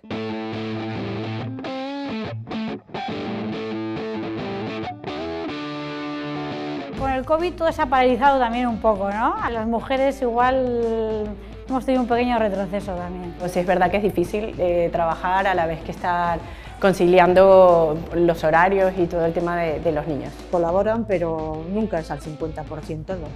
Lan egiten dugun emakumeak karga gehiago daramagu. Komertzioen kasuan oso zaila da kontziliatzea. Un hombre, si es violento con una mujer, es una persona débil. No tener que depender del sueldo del marido. En nuestra época tampoco estábamos educadas a esas cosas, ¿no? Yo creo que todavía tenemos algunas herencias, ¿no? de lo que ha habido. Hombres, en su mayoría privilegiados, que han tenido siempre los cargos de responsabilidad. Esos hombres no han sabido evolucionar. Soy Mireia, tengo un comercio aquí en Sopelana, una joyería. Por ejemplo, en el comercio en Sopelana somos muchas más mujeres que hombres. No es que los hombres no sean emprendedores, pero al final las mujeres somos más valientes en todas esas cosas. Ni erantzunaz eta pintura denda badaukat. Komertzioen kasuan oso zaila da kontziliatzea. Ni pasatu ditut orduak, nire umeak pasatu da bez orduak dendan nirekin, arratsaldeak osoak. Edo extraeskolaretan apuntatzen duzu, hori dirutza da bebai, eta azkenan ezin da. Me llamo Aurelia y soy emprendedora. Ahora las mujeres tienen los mismos derechos como los hombres. Yo con mi marido, si yo hago limpieza en la casa, él hace la comida, si yo cuido del niño, él saca el perro afuera. Si en una pareja existe comunicación, sinceridad, yo creo que todo está en el buen camino. Soy María Dieguez, vivo en Sopelana y soy pintora. En mi campo sigue exactamente igual. Aquí los grandes pintores, si alguien sale, es un chico. Las chicas al final podremos pintar mejor o peor, pero no tiramos para adelante. No tenemos un renombre, no salimos en los papeles, entonces yo creo que en ese sentido estamos como en el pasado. Aupa, mi nombre es Iciar Garrido, soy de Sopela y soy del equipo femenino de Lugeraga. Soy María Andega y soy de la Junta Directiva de la Sociedad Deportiva Ugeraga. Hemos intentado que el equipo femenino se equipare a los equipos masculinos y nos hace falta dar ese paso. Aupa Uge y Aupa Sopelako emakumeak. Soy Ainara Unamuno, soy madre y emprendedora y publicista y copywriter de profesión. La igualdad la uno a la conciliación familiar y sobre todo en familias monomarentales o incluso familias que los dos tienen que trabajar y que tienen que hacerse cargo de sus hijos. Antes te casabas y era tener hijos. Ahora eso se lo cuestionan y me parece fenomenal. Soy Raquel Hernández, vivo aquí en Sopela pues hace 65 años. Yo me acuerdo que un día me castigó mi padre, iba a Plencia a bailar y me puse pantalones. No salí de casa pero no me quité los pantalones. Yo me llamo Paqui, yo creo que a la mujer no nos falta nunca nos ha faltado nada. Ni nos falta ni nos faltará, nos valemos por sí sola, hace falta que nos dejen. Cuando dicen nosotras parimos, nosotras decidimos, y digo, me encanta esa frase. ¿Por qué un obispo tiene que decir cuándo tengo que parir yo o tengo que abortar? Es mi conciencia, es mi cuerpo, ¿por qué no tiene que decidir ese obispo o periquito el de los palotes? Yo es que soy muy radical. Mi nombre es María Pilar Serrano Salavera, soy presidenta de la Asociación Icharto de Sopela. Hemos evolucionado, pero sigo pensando que quien lleva la carga de la familia es la mujer. Pondría el foco en la implicación de los hombres, voy a decir de 50 para arriba. La concienciación falta mucho por conseguir y esa es más difícil de conseguir. Soy Merche Pérez Santos. De alguna forma que hubiese una fuerza que les obligase a recibir charlas o algo orientativas. Lo que pasa es que en el momento que se realiza este tipo de cosas ellos no van. Ni Junean Soleaga naiz, guraldiko aurkezlea naiz, ETBko kazetaria eta sopelostarra. Zalantzarik gabe lan berdina egiteagatik, bai gizonek eta bai emakumezkoek berdina kobratu behar dutela, eginkizunak ere berdinak izan behar direla eta beti bai langile apal izateko edo bai zuzendari izateko generoak ezin duela agindu, ez? Azken batean berdintasuna da behar duguna, hori da feminismoa, hori da egun honetan goraipatzen duguna, eta hori ez bakarrik Sopelan, baizik eta leku guztietan. Aurtengo martxoaren 8 desberdina izango da zalantzarik gabe, pandemia garaian harrapatu gaituelako, baina bueno, hemendik animo eta egurre Sopelako emakume guztiei.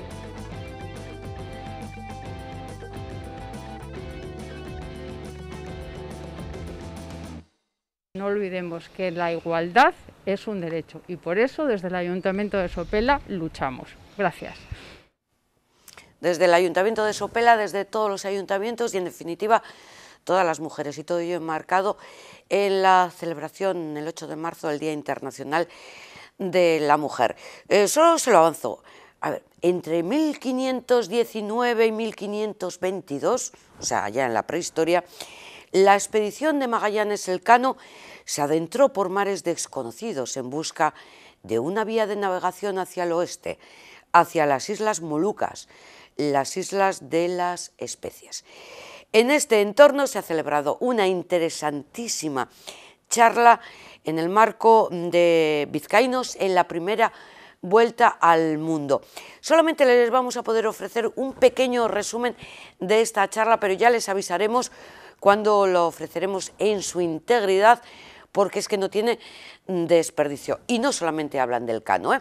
Bueno, esto lo vamos a ver al final del programa, pero antes hacemos alusión a la reunión que la tarde de ayer mantuvo el alcalde de Bilbao con jóvenes de la villa dentro de, o en el marco de una sesión de trabajo que tiene como objetivo escuchar, compartir y dar respuesta a las expectativas de los jóvenes y las necesidades de definición de los planes y proyectos futuros de ciudad. Ha sido el último encuentro de un proceso participativo iniciado en el mes de enero por el consistorio y en el que más de 40 jóvenes de 15 a 30 años han abordado 3 ámbitos de actuación y 10 temáticas diferentes. Según las primeras conclusiones, los jóvenes valoran con un notable Bilbao como un lugar en el que desarrollar sus vidas. Igualdad y sostenibilidad son los ámbitos mejor valorados de los 3 grupos de edad, mientras que la vivienda es el que mayor margen de mejora tiene, sobre todo entre la juventud a partir de los 19 y hasta los 30 años. Escuchamos la intervención del alcalde de Bilbao, Juan María Aburto, en este encuentro para compartir con jóvenes de la villa ideas y propuestas de los proyectos futuros de la ciudad.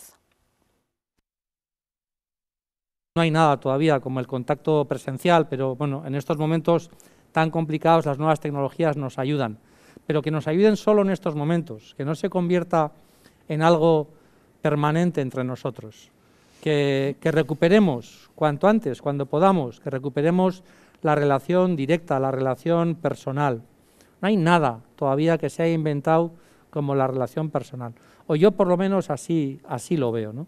Y decía que estoy cansado de videoconferencias, hoy he tenido varias, ayer también, estoy cansado de estar hablando del teletrabajo como si fuera el no va más, cuando hay tantas personas que lo que necesitan de una institución como la nuestra es una relación directa, es contar su problema, es que le ayudemos a resolver su problema, y eso telefónica o telemáticamente no se hace de la mejor manera. Quiero agradeceros también la implicación que habéis tenido en lo que ha sido un proceso, ¿no? Un proceso que no culmina aquí, yo creo que eso es muy importante, sino que es un proceso que tiene vocación de continuidad, ¿no? Y que si de lo que estamos hablando es de un estilo que está basado en la participación y en la escucha activa, no podemos hacer que esto termine aquí, sino que tiene que ser una forma de trabajo, una forma, en nuestro caso, de realizar políticas públicas y una forma de realizar políticas públicas con la gente joven, ¿no? Alguno o alguna seguro que piensa, pero si el alcalde, que por cierto prefiero ser Juan Mari, ¿no? Porque lo de ser el alcalde es algo coyuntural, que se es en un tiempo y luego se deja de ser, ¿no? Pero nunca se deja de ser Juan Mari, y a mí me gusta decir que coyunturalmente me toca ser alcalde, ¿no? Pero alguno pensará que Juan Mari vive fuera de la realidad, que va con corbata casi siempre, que está en otro mundo y demás, ¿no? Nada más lejos de la realidad. Tengo 2 hijos, de 26 y de 31 años. El de 26 vive con nosotros en casa, en un ERTE, desde hace ya unos cuantos meses, y sin ninguna vocación de que ese restaurante en el que él trabajaba vuelva a abrir. Y mi hijo el mayor está independizado, 31 años, en ese grupo de edad, ¿no?, que busca ya y que tenía muchas ganas, ¿no?, de hacer su proyecto vital, ¿no?, con su novia, pero con un salario pues muy justito, que no les da para consolidar ese proyecto vital, con una vivienda alquilada, pero pagando mucho dinero. En definitiva, problemas que os cuento y que seguramente muchos de vosotros y de vosotras estáis viviendo. Luego, vivimos también, ¿no?, a pie de calle, ¿no? Quería agradeceros, ¿no?, el que os brindéis a compartir vuestras opiniones, a compartir vuestras propuestas, ¿por qué no?, a compartir vuestras críticas. Siempre digo que las críticas nos ayudan a avanzar Y siempre digo a mi gente, y Chaso me lo ha oído más de una vez, que yo lo que más necesito no es que alguien me dé una palmadita en la espalda y me diga, joder, alcalde, qué bien. No, lo que necesito es que alguien me venga y me diga, joder, Mario, esto que hicimos ayer no está bien, no está bien, porque es la mejor manera que tenemos de mejorar lo que hacemos, ¿no? Por eso, de verdad que vuestras críticas son bienvenidas, ¿no? Bilbao, no tengáis ninguna duda de que os necesita. Claro, yo sé que al decir esto, rápidamente estáis pensando, joder, pues que se note de una puñetera vez, ¿no? Que se note de una santa vez, ¿vale? Pero yo quiero trasladaros que es verdad que se os necesita, que cuando decimos que Bilbao quiere ser una ciudad joven, lo decimos de verdad. Y a la vez que os digo esto, quiero deciros algo que ya he dicho públicamente más de una vez y que no tengo reparo en reconocer, que creo que desde las administraciones públicas, desde ninguna, nunca, y lo digo así, ninguna y nunca, hemos acertado en las políticas públicas ni dirigidas a la juventud, ni políticas públicas hechas de común acuerdo con la juventud.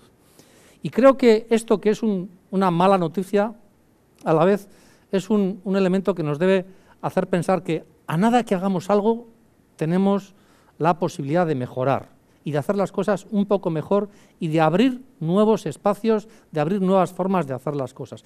Y creo que esto, si el diagnóstico es correcto, debiera ser ilusionante, ¿no?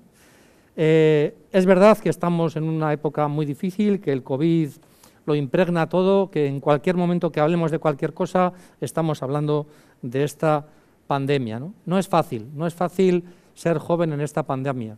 Yo suelo decir que mi ama, que va a hacer 86 años dentro de 2 meses, aguanta mucho mejor que mi hijo Asier, de 26, que necesita salir, necesita tener cosas, necesita buscar su espacio vital, ¿no? Y es más complicado, ¿no? Por lo tanto, creo que, en definitiva, os necesitamos, pero seguimos necesitando de vuestra responsabilidad, por un lado, de vuestra responsabilidad, de vuestra paciencia y de vuestro compromiso. Estamos todos sufriendo, y cuando digo todos, todas las personas.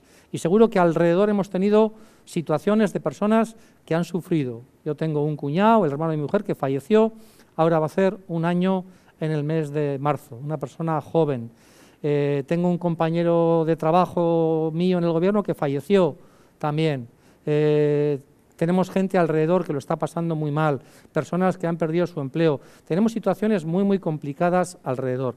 La ciudad también está sufriendo. Hay muchos sectores que están sufriendo y necesitamos que la gente tenga un poquito de ilusión. Con esta situación nos hemos llegado a replantear objetivos, cosas que hacemos, políticas que estamos desarrollando, ¿no? Pero si algo tenemos claro es que tenemos que tener una política decidida de rejuvenecimiento de nuestra villa y de apoyo a la juventud entre nuestras prioridades. Tenemos que trabajar para consolidar a Bilbao como un proyecto de ciudad joven. Bilbao, hiri gaztea. Tenemos que tener ese objetivo en el frontispicio del ayuntamiento para que se convierta en realidad. Queremos que la universidad, en concepto, las universidades, tengan más presencia en Bilbao. Hablar de las universidades es hablar de talento, es hablar de gente joven, es hablar de conocimiento y es hablar de mayores posibilidades de empleo. Entonces, si conseguimos avanzar en ese proyecto, algo estaremos haciendo mejor en clave de futuro. Tenemos que conseguir con esta política intentar atraer gente que venga a Bilbao con la necesidad, con la intención de formarse y, ¿por qué no?, que decida desarrollar su proyecto vital, porque se ha enamorado en Bilbao, porque ha encontrado un empleo en Bilbao, porque Bilbao es una ciudad que le atrae y le apetece un montón quedarse en Bilbao, y de cómo hagamos esa ciudad atractiva va a depender también parte de esto.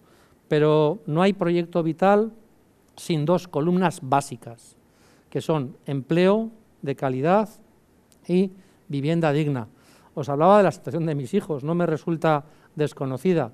Si no somos capaces de dar pasos en esta dirección, Todo esto será un discurso más o menos bonito, pero sin ninguna realidad práctica.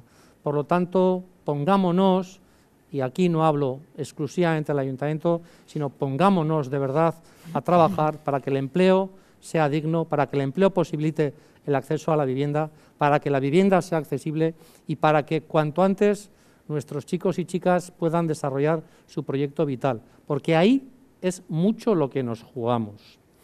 También queremos que la ciudad esté viva para el ocio, para el deporte, para la cultura. Son elementos básicos siempre, pero más en la gente joven, ¿no? Y queremos que Bilbao sea una ciudad atractiva para vivir, para trabajar, para desarrollar proyectos vitales y también para el ocio y para la cultura. Este objetivo que intentamos trasladar y trabajar siempre no lo podemos hacer de espaldas a la gente joven, porque lo estaríamos haciendo mal y sería un objetivo sin recorrido, sin recorrido. No quiero decir con esto que nos tenemos que olvidar, por supuesto, que nadie me malinterprete, ni de las personas mayores, ni de otros colectivos, sino que tenemos que, en la forma de desarrollar la ciudad, tenemos que incorporar la visión joven, ¿no? Y por eso queremos compartir este tiempo con vosotros. No podemos articular nuestros proyectos, nuestros planes, nuestras políticas sin escucharos, sin vuestra participación. Y es lo que este proceso quiere ser. Y quiere ser un proceso que continúe.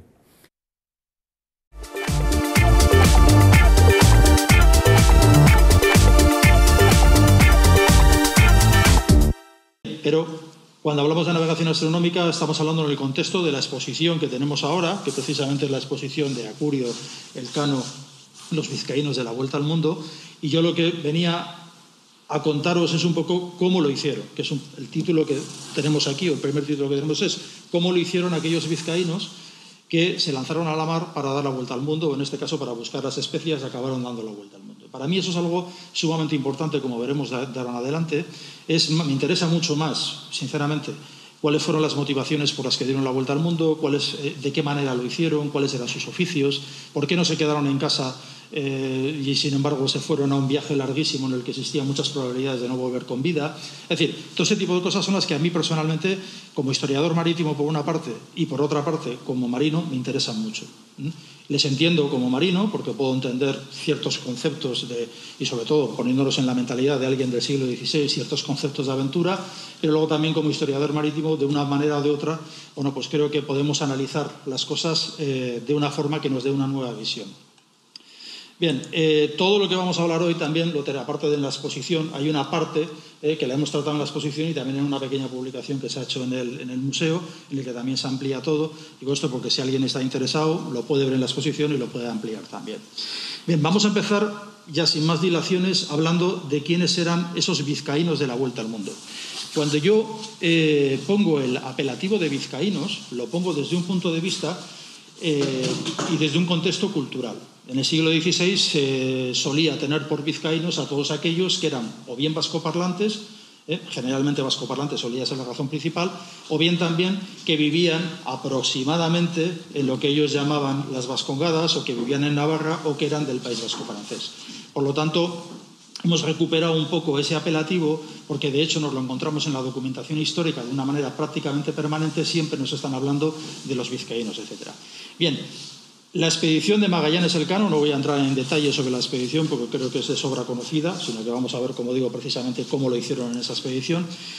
Eso era una expedición que estaba fundamentalmente dispuesta para varias cosas importantes, ni siquiera dar la vuelta al mundo. La primera cuestión importante era delimitar dónde empezaba y dónde terminaba el territorio de Castilla según el Tratado de Tordesillas, y la segunda, pero probablemente la más importante de las motivaciones, era poder llegar a las islas de la especiería y poder comerciar con especias, que era lo que le interesaba en ese momento a la corona castellana. Por ende, en este caso, Bermeo y Vizcaya, que pertenecían o estaban bajo la corona castellana en ese momento, pues obviamente las personas y los marinos que estaban allí pues decidieron aprovecharse de esa situación por diferentes circunstancias que las comentamos también en la exposición, hay diferentes motivaciones, pero bueno, el caso es que estuvieron allí. De esos que estuvieron nos encontramos con que dentro de todas las tripulaciones de la expedición nos encontramos con 33 vascos o vizcaínos, de los cuales 7 procedían de Bermeo, que entendemos que eran todos conocidos, encabezados por Acurio, por Juan de Acurio, y en total tenemos 21 procedentes de toda Vizcaya. Después también hay algunos más que son de Guipúzcoa, de Navarra e incluso uno probablemente de Iparralde o seguramente de Baja Navarra, pero bueno, en aquel momento todavía, en 1519, Baja Navarra seguía siendo una de las merindades de la propia corona de Navarra y no era una provincia aparte. Bien, cuando pensamos por qué tanta cantidad de vizcaínos dentro de una armada como la Armada de la Especiería, que sale de Sevilla, en fin. Bien, hay muchísimas razones. La primera es que socioeconómicamente en nuestra zona se construían barcos, había buenos calafates, había buenos profesionales, había buenos marinos y, en definitiva, había hierro, con lo cual también se fabricaban armas. Es decir, todo lo que pudiera necesitar una Armada de la Especiería eran materiales que podían salir tranquilamente, vamos a ceñirnos a Vizcaya, más que a Euskal Herria completa, pero podían salir tranquilamente de Vizcaya, incluidos el personal humano, que obviamente es del que vamos a hablar hoy. Si nos fijamos un poco en cuál era el concepto que se tenía de los vizcaínos, lo podemos encontrar aquí. Esta cita me gusta mucho, es una cita de Juan Escalante de Mendoza, que la escribe en uno de los libros que se empiezan a publicar durante el siglo XVI. Se empiezan a publicar muchísimos libros sobre navegación, porque hay una especie de, digamos, de explosión o de efusión en todo lo relativo a los estudios náuticos. Estamos en pleno Renacimiento, por lo tanto el Renacimiento también afecta a los estudios marítimos. Antiguamente prácticamente la navegación era, entre comillas, sota, caballo y rey, pero en el siglo XVI es cuando todo el mundo, cosmógrafos, astrónomos, geógrafos, quieren aplicar su ciencia a la navegación, obviamente para navegar más lejos y navegar mejor, ¿no? Y Juan Escalante de Mendoza dice de los vizcaínos: es verdad que a los marineros vizcaínos no se les puede negar que nadie les lleva ventaja en cuanto a lo que toca navegar con sus naos, por costa y derrota, porque ellos son muy prestos y diligentes en sus obras y animosos en defenderse de sus enemigos, en los que hacen ventaja a muchas naciones. Bien, si extractamos lo que está diciendo, nos está diciendo que los marineros vizcaínos, además de ensalzarlos, son buenos por costa, es decir, por navegación costera, y por derrota, es decir, por navegación de altura, lo que se entendía en esa época con navegación de altura, que difiere un poco con lo que entendemos en el siglo XX. Pero es que además, y eso es un hecho importante, es que además de marinos también eran combatientes, eran soldados. Aquí, como sabéis, en Vizcaya estaba el fuero que permitía a todos los vizcaínos que eran hidalgos poder portar armas, cosa que en otros lugares, por ejemplo, de la península era absolutamente impensable. Pues era gente que manejaba armas de una manera más o menos continua. Conocemos los alardes que se hacían en el siglo XVI de armas y que han llegado hasta nuestra época en forma de fiestas, etcétera, etcétera. Bien, entonces ya conocemos cuál era el concepto que se tenía de los vizcaínos. Vamos a ver con qué se embarcaron, o en este caso con qué volvieron. La única nao que llegó, por decirlo de alguna manera, después de dar toda la vuelta al mundo, salvo a San Antonio, desertó en su momento cuando estaba en lo que hoy sería la Patagonia, pero la única que dio la vuelta al mundo completo, como ya conocemos, es la nao Victoria. Verán que pongo Victoria por encima de Victoria, no es anecdótico, lo explicamos en la exposición, permitidme que lo deje de duda así, de alguna manera pues intento que vayáis y lo veáis en la exposición, pero bueno, tiene su aquel, fundamentalmente porque así aparece en toda la documentación histórica. Vamos a ver un poco cuál es el barco con el que ellos navegaban. Tenemos un barco que es, en síntesis, con una eslora de 20 metros, o sea, es decir, largo 20 metros, una manga, es decir, ancho 6 metros, 85 toneles, que son 102 toneladas, y con un coste de 300.000 maravedís. Para que nos hagamos a la idea, un maravedí de la época venía a equivaler más o menos a €1. Es decir, estamos hablando de un coste importante. Lo que hoy serían, vamos a hablar casi de ahora en adelante en euros, así no nos riamos. 300.000 euros de coste. Es un coste verdaderamente importante para un barco de 20 metros de eslora. Pero hay que tener en cuenta algo muy, pero que muy importante. Sé que resulta difícil de asimilar, pero si yo cuando os digo que intentéis comparar esta nao Victoria, por ejemplo, con la lanzadera espacial Columbia, vais a decir, ¿a dónde vais? Exagerado. No estamos exagerando para nada. Es decir, en el siglo XVI, lo que hoy sería el espacio exterior, que es la última frontera, en aquella época la última frontera eran los mares desconocidos. Toda la tecnología aplicada, todos los inventos que se realizaron, el saber desde el punto de vista de lo que hoy consideraríamos ingenieros estaba destinado directamente a mejorar estas naves, a mejorar su rendimiento, a mejorar su arboladura, a mejorar su navegación. Es decir, todo estaba enfocado a eso porque, como digo, era la última frontera. La máxima tecnología se aplicaba a estas naves. Os puede parecer un poco demasiado exagerado tratándose de un barco, pero tenemos que ponernos en el contexto histórico. Por esa misma razón, en Sevilla, que era donde se concentraba la casa de contratación, que la casa de contratación tenía todo el monopolio de los viajes de la Corona de Castilla, es decir, todo tenía que pasar por el control de la casa de contratación, allí es donde generalmente era donde se preparaban todas las armadas, como en este caso la Armada de la Especiería, la Armada de Magallanes Elcano, pero también era un lugar muy importante, y esto lo vamos a tener en cuenta, que es el lugar donde se examinaban los pilotos. No todo el mundo podía ser piloto, es decir, no todo el mundo podía dirigir un barco y podía llevar la navegación de un barco, y antes de poder llevar un barco de este estilo tenía obligatoriamente que pasar por una escuela. Bueno, todavía no se había creado la escuela, la cátedra de cosmografía y la escuela se crea un poquito después, pero tenían que pasar por, como digo, por la casa de contratación y hacer un examen de piloto y verdaderamente demostrar que tenían los conocimientos. Esto es muy fácil. No le van a dejar, por decirlo de alguna manera, gobernar un barco de 300.000 euros a alguien que no saben si sabe o no sabe, teniendo en cuenta que en aquella época todavía no existían escuelas náuticas, es decir, el aprendizaje era un aprendizaje gremial.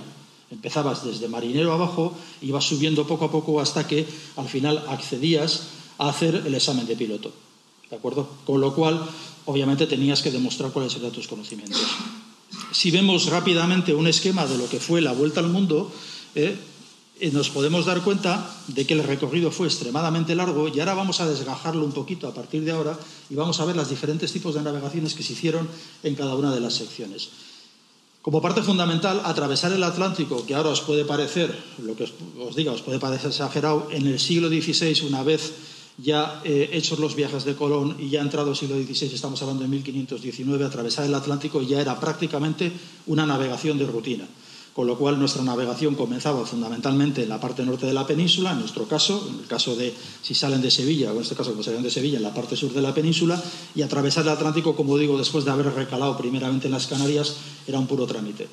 En cuanto se hacen los primeros viajes, se conocen rápidamente cuáles son las corrientes, cuáles son los vientos alisios que nos llevan, vientos alisios del noreste, que nos empujan directamente hacia Brasil, más o menos lo que hoy sería Brasil, y ya está, muy fácil. Pero lo que se quería conocer en este viaje, como digo, es dónde se separaban los territorios de la Corona de Castilla de los territorios del Reino de Portugal. Como sabéis, en el Tratado de Tordesillas se establece un meridiano y ese meridiano pasa aproximadamente por lo que hoy sería Brasil. Pero claro, el problema que tenemos es que sabíamos en el siglo XVI que las islas de la Especiería estaban al otro lado del planeta, es decir, donde está el antimeridiano, es decir, donde el meridiano, que es un círculo máximo que atraviesa la Tierra por los polos, queda también por el otro lado. Entonces había que saber, porque nosotros sabíamos que todas las tierras que iban desde el meridiano hacia el este eran de Portugal y las del meridiano hacia el oeste eran de Castilla. Pero en el otro lado, ¿dónde estaba ubicado ese meridiano? Esa era la gran pregunta.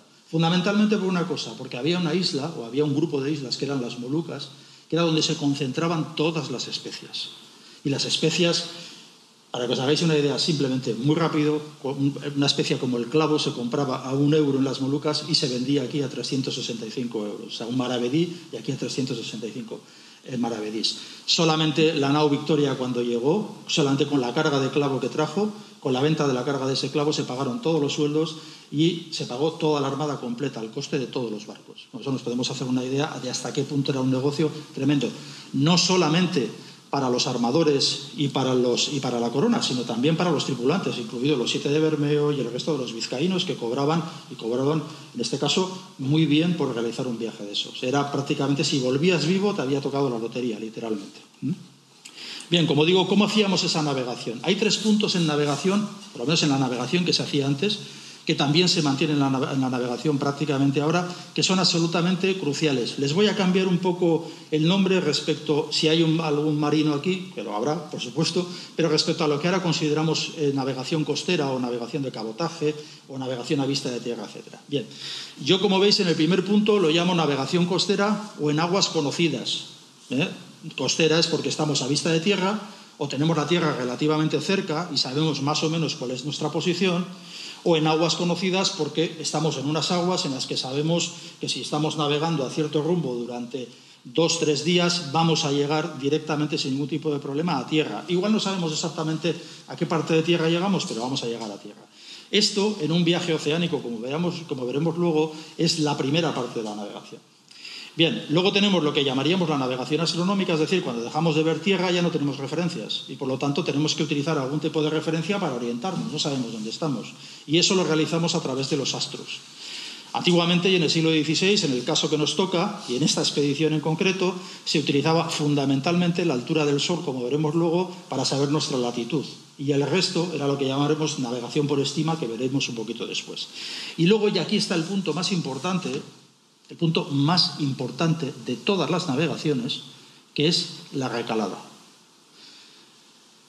Cuando tenemos una tormenta muy fuerte en una costa como la nuestra, por ejemplo la costa de Vizcaya, que está a sotavento, es decir, que los vientos nos arrastran hacia tierra, nosotros nos solemos ir hacia el mar adentro, porque el mar adentro estamos muy seguros, ¿vale? Lo verdaderamente peligroso en una navegación es volver a tierra.